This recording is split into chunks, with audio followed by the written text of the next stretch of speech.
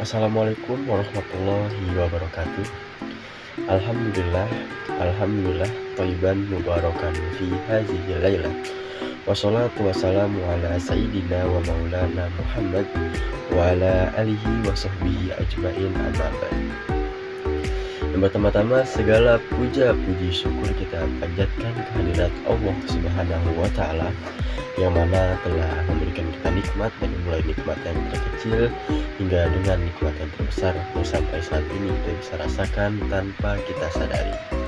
Sholawat serta salam tak akan pernah lupa akan senantiasa tercurahkan pada baginda Nabi besar kita, yakni Nabi Muhammad Sallallahu Alaihi Wasallam. Yang pertama-tama yang saya hormati yakni kepada dosen pengampu Bapak Dr.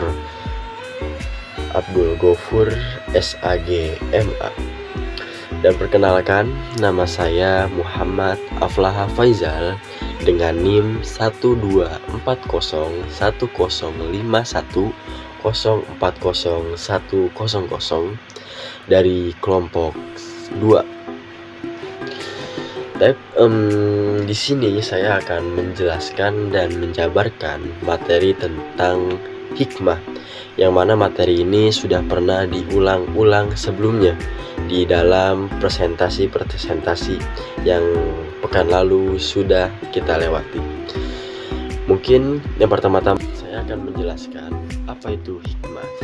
Hikmah menurut Kamus Besar atau KBBI, Kamus Besar Bahasa Indonesia, hikmah artinya makna yang dalam.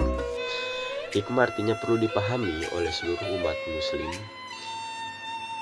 Hikmah merupakan hasil disiplin atau usaha yang dilakukan secara terus-menerus, atau paling sering kita dengar atau sering kita sebut yakni konsisten.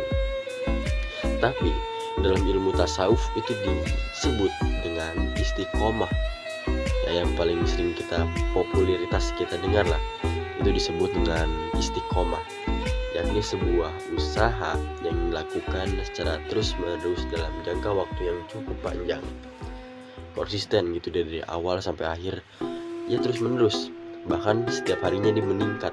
Dengan apa? Dengan adanya hikmah tadi ataupun ilmu-ilmu baru yang dia dapati. Hikmah dapat dikenali juga tidak hanya dari ilmu yang dipelajari di buku-buku ataupun dari peristiwa-peristiwa yang dialami sehari-hari, tetapi hikmah merupakan suatu renungan dan kesungguhan memanfaatkan ilmu, suatu ruangan dan kesungguhan memanfaatkan ilmu dan peristiwa-peristiwa yang dialami dalam kehidupan sehari-hari. Materi yang kedua yang saya ingin sampaikan yakni ada yang namanya ifah. Sebelum kita mengenal jauh ifah, secara bahasa, ifah adalah bentuk masdar dari kata afa yaifu ifatan. Yang paling kita dengar yakni ifah, itu adalah kata masdar yang berarti menjauhkan diri dari hal-hal yang tidak baik. Sedangkan secara istilah, ifah artinya sikap memelihara kehormatan diri dari segala hal yang akan merendahkan, merusak, dan juga menjatuhkannya. Maka dari itu, sifat ifah ini sangat penting ada di dalam diri kita. Untuk apa? Untuk memprotek diri kita agar senantiasa ada pada lindungan Allah Subhanahu wa taala. Ifah juga dapat dimaknai sebagai usaha memelihara kesucian tubuh.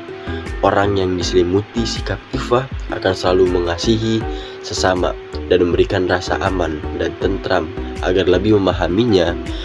Berikut ini saya akan menjelaskan apa itu dan macam-macam sifat ifah yang harus kita ketahui. Yang pertama, perilaku ifah. Ifah merupakan akhlak terpuji yang wajib dimiliki setiap muslim menurut Imam Al-Jahiz.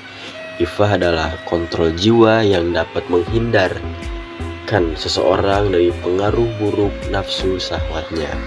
Seorang muslim yang meneladani sifat ataupun sikap ifah disebut juga sebagai afif. Dalam kesehariannya, ia selalu membatasi diri agar tidak melakukan perbuatan maksiat. Seorang afif juga selalu berperilaku sesuai dengan antunan atau tuntunan Al-Quran dan juga Sunnah. IFA merujuk pada konsep kesopanan, kejujuran, dan menjaga diri dari perilaku yang tidak pantas atau tidak bermoral dalam konteks sosial dan juga agama, terutama dalam Islam. Ini mencakup perilaku menjaga kehormatan diri, menghindari tindakan tidak senonoh, dan mempertahankan etika yang baik. Tadi sebagaimana sudah disebutkan secara bahasa ataupun secara istilah, definisi, dan sekarang merujuk kepada contoh-contoh perilaku IFA. Yang pertama, menjaga pandangan. Menjaga pandangan mata dari melihat hal-hal yang tidak pantas atau menghindari godaan-godaan yang mungkin itu akan menjerumuskan kita pada hal-hal yang disebut maksiat. Maka dari itu, menjaga pandangan itu sangat penting di dalam IFA, karena sangat berpengaruh di dalam tadi pemikiran kita. Tuh. Dan yang kedua, berpakaian sopan.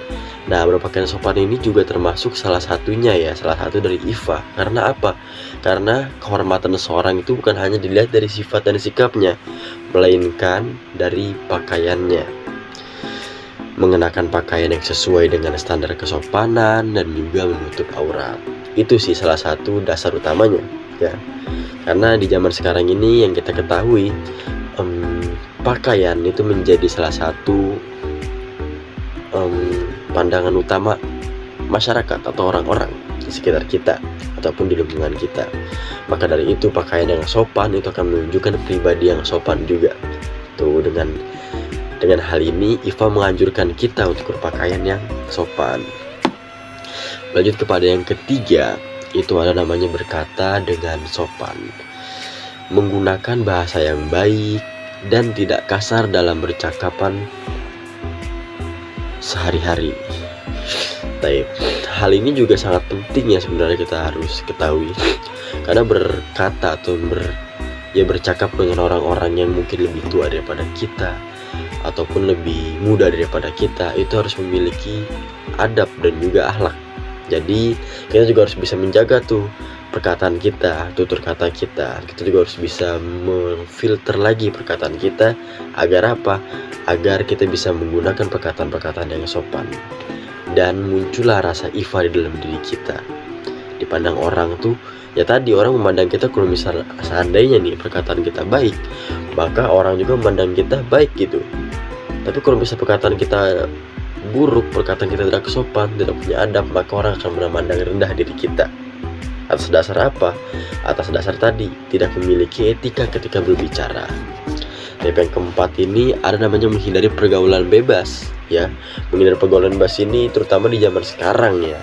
Menjaga pergaulan agar tidak terlibat dalam hubungan yang tidak sesuai dengan nilai-nilai agama. Karena pergaulan ataupun circle itu sangat penting dan mempengaruhi kehidupan kita. Baik itu sikap kita, pribadian kita, ataupun waktu kita.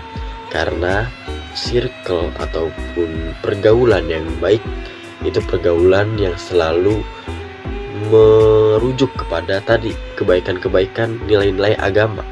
Maka dari itu harus dijaga dan hati-hati ketika kita memilih pergaulan-pergaulan yang mana pergaulan itu banyak sekali ya tadi tidak ada norma-norma agamanya. Tuh.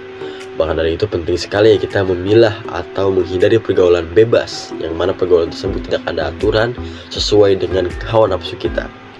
Nauzubillah ketika kita masuk ke dalam pergaulan tersebut ataupun terjebak di dalam circle tersebut ya. Jadi jangan sampai. Jadi makanya di sifat IFA itu melarang keras. Dan yang kelima, yang terakhir ini ya, ada namanya menjaga hati, pikiran dan juga perasaan ya mungkin. Karena dalam menjaga hati tidak memikirkan hal-hal negatif, yakni menjaga pikiran kita dan juga berniat baik kepada orang lain, tidak berniat buruk kepada orang lain. Kita selalu berpikir positif apa yang orang lain lakukan kita dan juga kita melakukan kepada orang lain. Tuh. Karena dengan berpikir positif kita akan menemukan jawaban yang efektif dan juga jawaban yang baik untuk kita jalani dan juga untuk kita terima. Karena sebuah nasihat atau sebuah motivasi itu hanya kita bisa dapat dari hati yang tulus dan juga hati yang baik, dan juga pikiran yang positif tentunya.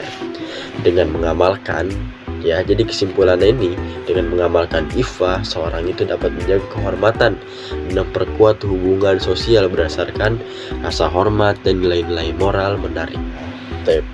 Mungkin dari materi-materi yang telah disampaikan tadi, baik itu materi tentang hikmah, keutamaan hikmah, apa itu hikmah, dan yang kedua materi tentang IFA, perilaku-perilaku IFA, contoh perilaku-perilaku IFA, dan bagaimana saja caranya agar kita senantiasa berada pada lindungan Allah dengan cara apa?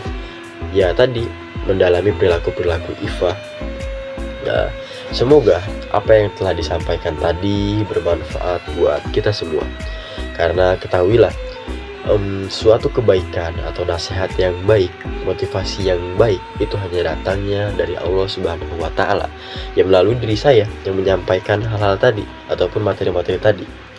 Dan keburukan atau kesalahan itu hanya datangnya dari diri saya pribadi. Karena ketahuilah,